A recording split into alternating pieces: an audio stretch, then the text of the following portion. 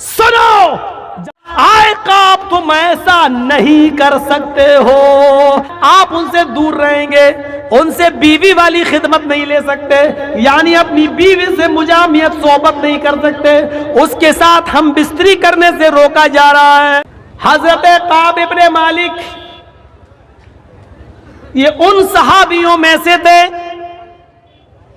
جو غزوہ تبوک میں شرکت نہیں کر سکے تھے، اور جنہوں نے اللہ کے نبی کو صحیح بات بتا دی تھی کہ ہم سستی کر گئے اور اپنی غلطی کی وجہ سے جنگ میں شرکت نہیں کر سکے، جس کے بعد اللہ کے نبی نے ان کا بائیکاٹ کر دیا تھا، لوگوں کو منع کر دیا تھا۔ سنیے جو بات ہم بتانے جا رہے ہیں وہ اب سنیے۔ اللہ کے نبی نے لوگوں کو کہہ دیا تھا کہ کوئی بھی آدمی کعب ابن مالک سے سلام نہ کرے۔ کعب ابن مالک کا فیصلہ اللہ رب العالمین کرے گا، اللہ کی طرف سے جب ان کی توبہ قبول ہو جائے گی اور اللہ تعالیٰ جب بتا دے گا کہ ان کی توبہ قبول کر لی گئی ہے، تب ان سے کے لیے راستہ کھولا جائے گا، ابھی کوئی ان سے سلام کلام نہیں کرے گا۔ اب لوگ ان سے سلام نہیں کرتے تھے، یہی جب مسجد میں نماز پڑھنے آتے تو سلام کرتے۔ صحابہ کرام نے اللہ کے نبی سے پوچھا، اے اللہ کے نبی ہم تو سلام نہیں کرتے کعب ابن مالک سے، لیکن کعب ابن مالک جب ہمیں ملتے تو وہ سلام کر لیتے، تو کیا میں ان کے سلام کا جواب بھی نہ دوں؟ تو اللہ کے نبی نے فرمایا تم ان سے سلام نہ کرو، لیکن اگر وہ سلام کر لیں تو اس کا جواب دے دو۔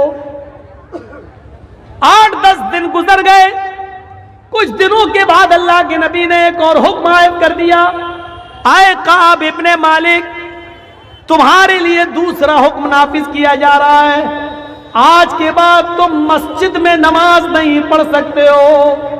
مصیبتیں دیکھیے، مصیبت صرف ایک نافرمانی، ایک جنگ میں جانا تھا، سارے صحابہ چلے گئی، یہ سوچنے لگے میرا گھوڑا تو بہت اچھا ہے، تندرست ہے، ارے ہم تو صبح پہنچ جائیں گے، یہ لوگ جا رہے جانے دو، ہم تو دیر میں نکلیں گے، صبح پہنچ جائیں گے، ان کے ساتھ پہنچ جائیں گے۔ لیکن پھر رات میں لیٹ گئے تو نیند آ گئی، غلبہ آ گیا آنکھوں میں، نیند چڑھ گئی، صبح کے ٹائم پہ آنکھ کھلی، جب آنکھ کھلی تو پھر اور چلیے ابھی تو اور ہے، 1-2 دن لگیں گے جنگ شروع ہونے میں، ابھی ہم یہ کام نپٹا لیں، ابھی ہم وہ کام نپٹا لیں، سستی اور چڑھی، کام کرنے میں لگ گئے، یہاں تک کہ وہ جنگ شروع ہو گئی۔ جنگ شروع ہو گئی تو یہ جا نہیں سکے، اور جب جا نہیں سکے تو جنگ ختم ہو گئی اور سارے صحابہ لوٹ کے آ گئے۔ تو اللہ کے نبی نے کلاس لی، تم کیوں نہیں گئے؟ تو انہوں نے پوری صحیح بات بتا دی، تو اللہ کے رسول نے ان کا بائیکاٹ کر دیا، اب نماز میں بھی نہیں آ سکتے ہو مسجد کے اندر۔ کہا اللہ کے نبی پھر میں کیا کروں؟ کہا اپنے گھر میں تم نماز پڑھو گے، مسجد میں نماز پڑھنے کے لیے تمہارے دروازے بند، اللہ رب العالمین نے تمہارے لیے یہی حکم نافذ کیا ہے۔ کعب ابن مالک کہتے ہیں کہ جب میں بازار کی طرف جایا کرتا تھا، لوگ مجھے سلام نہیں کرتے تھے، میں ہی سلام کرتا تھا، میں ان سے پوچھتا تھا کیا اللہ کے رسول صلی اللہ علیہ وسلم نے میرے بارے میں اور کوئی حکم دیا؟ تو لوگ ہمیں اس کا جواب نہیں دیتے تھے اور مجھے سلام کا جواب دے کر نکل جایا کرتے تھے، کوئی بھی آدمی مجھ سے بات نہیں کرتا تھا۔ اس حال میں کئی دن گزر گئے، کعب ابن مالک کہتے ہیں میں کافی بزرگ ہو چکا تھا، یہاں پر ایک حکم اور نافذ ہوتا ہے، اے کعب ابن مالک 1 مہینہ جب گزر گیا تو حکم نافذ ہوتا ہے، اے کعب ابن مالک آپ اپنی بیوی سے دور ہو جائیں، یہ حکم نافذ ہو رہا ہے، آپ کو ایک اور سزا دی جا رہی ہے، آپ کو آج کے بعد آپ اپنی بیوی سے مل نہیں سکتے۔ کعب ابن مالک نے کہا اے اللہ کے نبی بیوی سے مل نہیں سکتے، اس کا مطلب کیا ہے؟ کیا میں اس کو طلاق دے دوں؟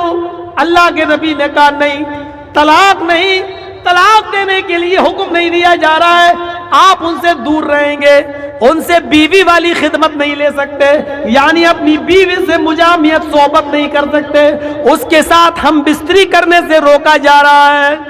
کعب ابن مالک کہتے ہیں میری بیوی ایک جگہ تو جنگ میں جا نہیں سکا، یہاں ہم بستری سے بھی روک دیا گیا، کہیں میرے اوپر شہوت کا غلبہ ہو گیا اور مجھے تمہاری ضرورت پڑ گئی تو نبی اکرم کی یہ بھی نافرمانی میں نہ کر بیٹھوں اور تم سے ہم بستری نہ کر لوں، اس لیے بہتر ہے کہ تم اپنے مائکے چلی جاؤ، نہ تم یہاں رہو گی نہ میرا دل تمہاری طرف مائل ہوگا۔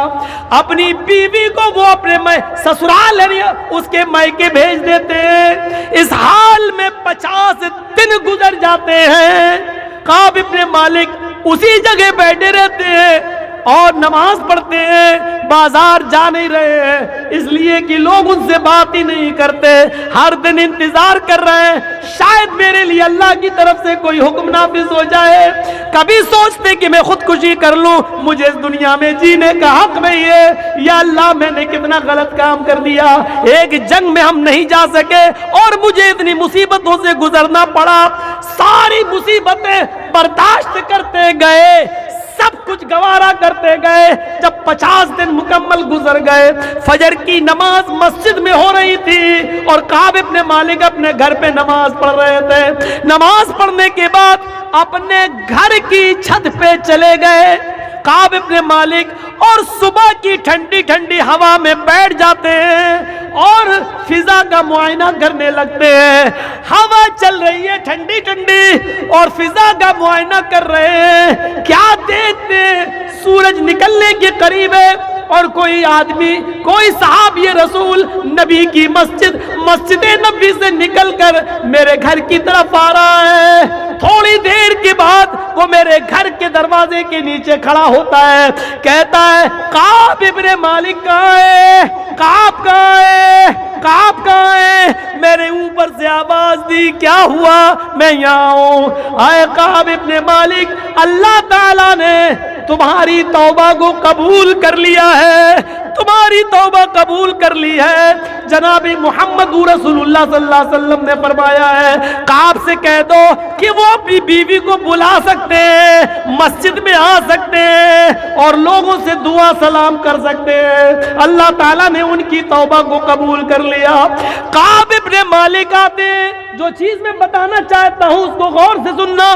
کعب ابن مالک آتے ہیں، اوپر کی چھت سے نکلتے ہیں، نیچے زمین پر اترتے ہیں، کہتے ہیں میں تیزی سے مسجد نبوی کی طرف بھاگا، یہ خوشخبری میں جناب محمد رسول اللہ سے سنوں۔ جیسے ہی میں مسجد نبوی میں جاتا ہوں، صحابہ کرام میرا سواگت کر رہے ہیں، انہوں نے مجھے راستہ دے دیا، سب میری طرف دوڑ پڑے۔ اے کعب ابن مالک، مبارک ہو، اللہ نے تمہاری توبہ قبول کر لی۔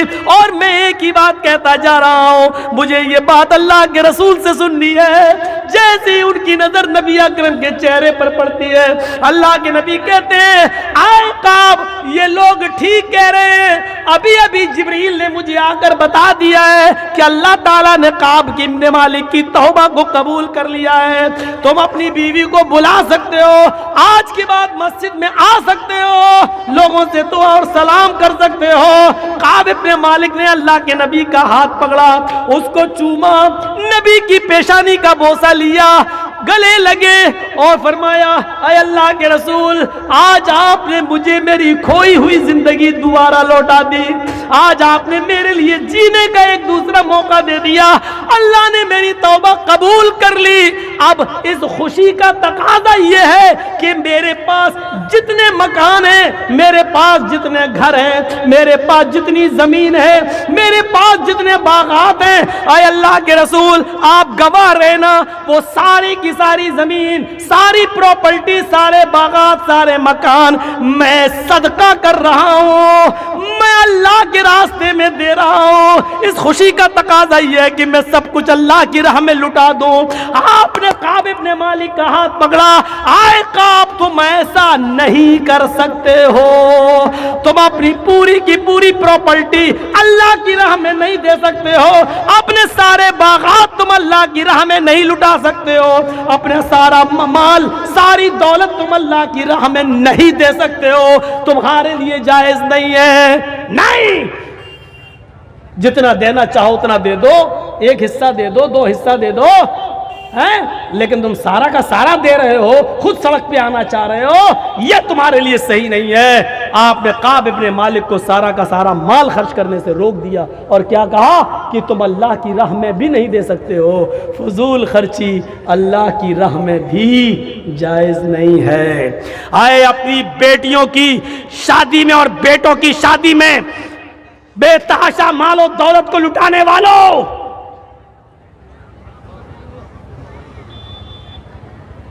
بے ہزاروں سینکڑوں ٹن کھانا بنا کر برباد کرنے والوں، 10 اور 15 لوگوں کے بیچ میں نکاح ہو سکتا ہے، 500 آدمیوں کی بارات لے جا کر لڑکی والوں کے گھر میں چور اور ڈاکوؤں کی طرح بنا کر لے کر کھلانے والوں، سنو، جب اللہ کی راہ میں سارا مال نہیں دیا جا سکتا ہے تو تمہاری سیاری و مکاری میں فضول خرچی جائز کیسے ہو سکتی ہے؟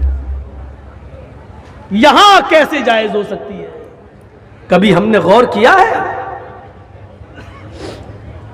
سوچا ہے ہم نے؟ اس بات کا احساس نہیں ہوتا ہے۔